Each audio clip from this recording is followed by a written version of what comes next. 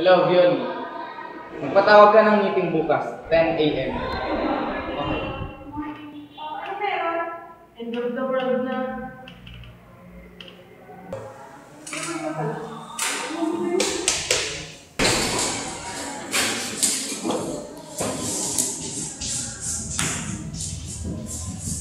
Number 1. Yan yung goal na kailangan natin ma-reach.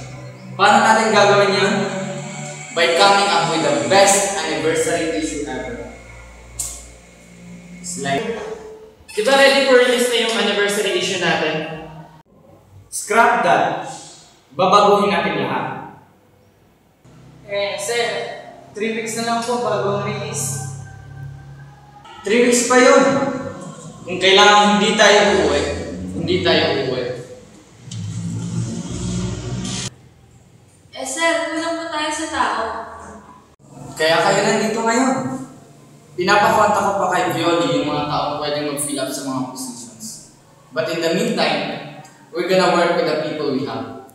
At kayo yun. So, paano natin ngayon magagawa na makamit ang ating goals? Sir? Yes. Sino ka nga? Kahit sa Verata, sir.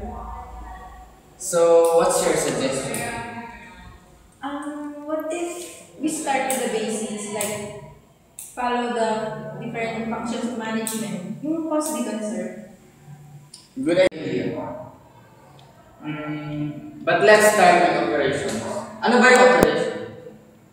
Operation is any process that accepts input, uses the resources to change that input into a useful way. So, yun yung labor and capital. Yung labor, sila yung mga tao, tayo, yung mga gagawa ng trabaho.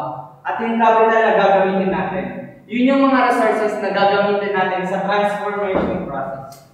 Gamit ang equipment, procedure, and technology para magawa natin ang ating product. And yung product natin, which is our magazine, to achieve our goal, which is to become number 1. Let's proceed to the important parts of production system. Leo, ikaw yung bahala sa product design. Sir? Yes. Sa product design, sir, we must reach the customer's expectation that the product they will buy will satisfy. Because good product design attracts customers, and customers avoid poor product design. Okay, pagkatapos ng product design ay ang production planning and scheduling. Violi, ikaw ang bahala doon. It will help our management to make decisions regarding capacity. And dun sa tatlong linggo natin gagawin, kailangan may plano tayo. Kailangan alam na natin yung mga dapat natin iwasan at dapat natin gawin.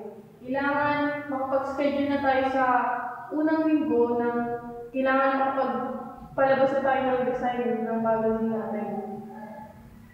Zoida, ikaw naman ang nanaatasan ko para sa purchasing and materials management. So sir, ako po yung sa purchase supplies and materials required in the various production activities. Fred, ikaw naman ang bahala sa inventory control. Go! Yes, sir. It's the process of maintaining and establishing the appropriate level of reserve stocks. So, pwede natin gamitin yung mga stocks natin sa una nating magazine na nagamit. So guys, ako yung mag-a-assure na magkaroon tayo ng cost-effective workflow layout. So dito, mami-minimize natin yung gastos natin sa production. Yung production time, mababawasan din, tapos sisigurado din natin yung comfort at safety ng mga empleyado. At higit sa lahat, mas mapapadali natin yung manufacturing process, which means naaabot tayo sa deadline within 3 weeks at for sure magiging number 1 ang magazine natin sa ranking.